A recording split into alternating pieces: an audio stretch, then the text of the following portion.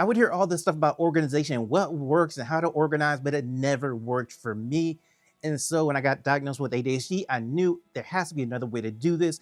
And so I broke some organization rules and then flipped it. And now that becomes ADHD organization. So let's face it, organizing with ADHD is harder. And one of the major reasons why is object permanence. That means we don't see it, we don't know that it exists. It doesn't matter if it's behind something, if it's in a box, a container. It doesn't matter if we set it down 5 minutes ago or 30 seconds ago.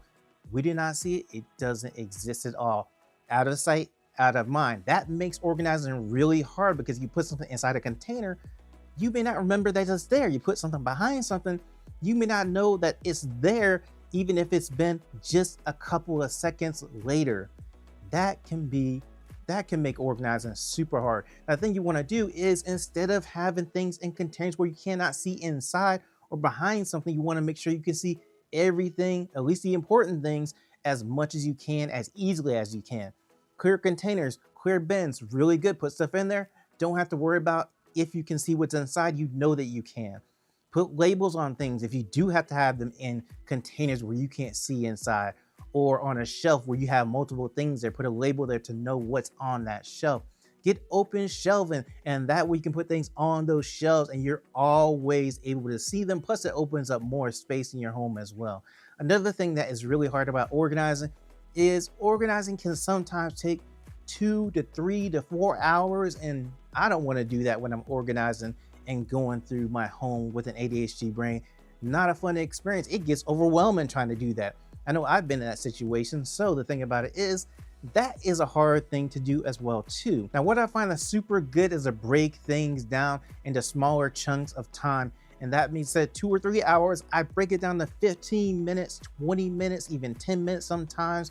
And that helps me to get through the organizing because I don't have to look at the super long time that I'm going to be doing, sitting doing organizing and thinking about, okay, this is going to take me so long to do. Instead, little amounts of times that you can do it, and then over time you'll still get to the same goal of organizing your home or room or wherever you're trying to organize.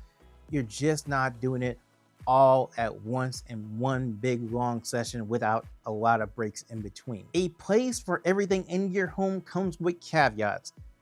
Put it in a place where you can remember where it is, because if you don't, I've been in that situation. Put it somewhere in my special place where for this thing I don't want to lose it. I put in this place that is awesome and I forget where it is. Have you ever been in that situation where you're like, this is an awesome place, just forgot where it is? So when you're trying to do a place for everything in your home, make sure you remember where that place is. It's somewhere that makes sense to you to actually have that thing so that you will find it later. If you're enjoying the content, then subscribe to the channel. And now, normally when you put something inside a box, you basically organize the stuff in the box. This breaks that rule. Doom boxes. Don't organize, only move boxes, which means you're putting stuff in a box, then you're taking that box and moving it somewhere else. It doesn't have to be organized in that box, which a lot of people would see that and say, okay, you just have a junk box now. It's just a box of junk. But that's not true. You're taking stuff that you want to keep or thinking about keeping and putting it in a box and moving it to another room, another place you can organize it later. This works great for ADHD because a lot of times, just the amount of time we think something's going to take, and we know we may be bad at estimating the amount of time. I know I am sometimes. Instead, this is a quick way to make sure we move that, get it somewhere else, take it out of the room so we can have more space in that area as well, and then work on that area if that's what we want to do. And here's the thing that I noticed. Organization in the magazines and on TV is all about style mostly. But with ADHD, it's about function. You want to have something that makes sure that you can function better in your day, make it easier for you during the day.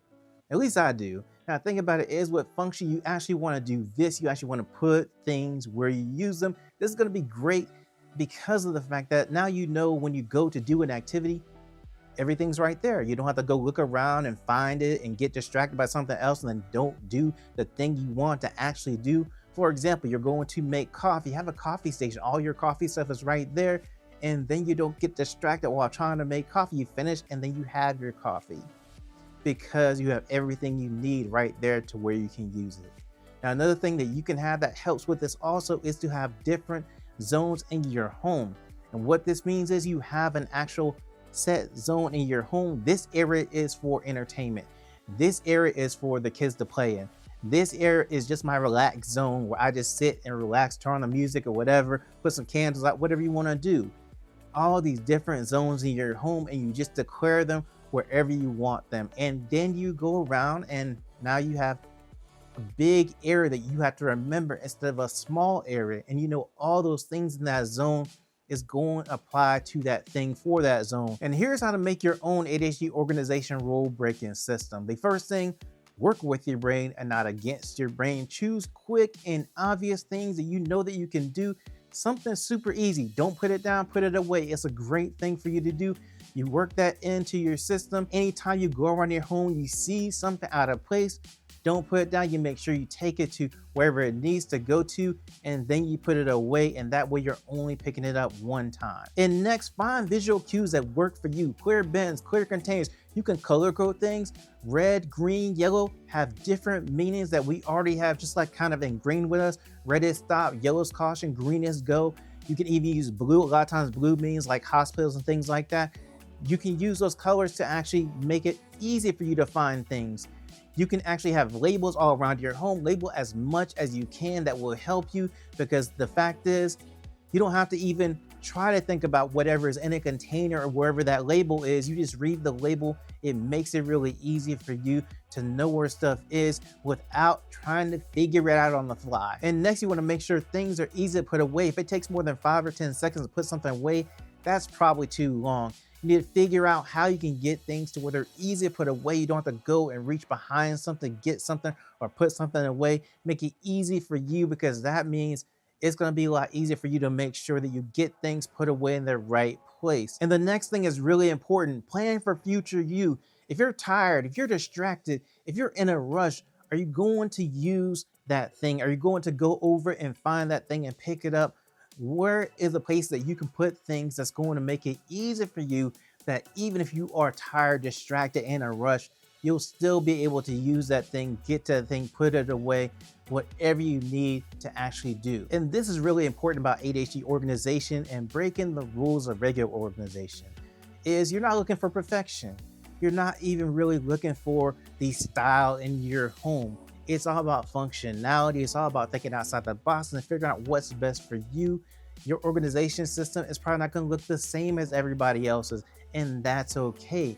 It's really about you and how you can make your day more functional for you, how you can make your home the best way that's most ADHD friendly for you. And here's a question. When you've done ADHD organization, which rule have you broken? Let me know in the comments. I'd be interested to know.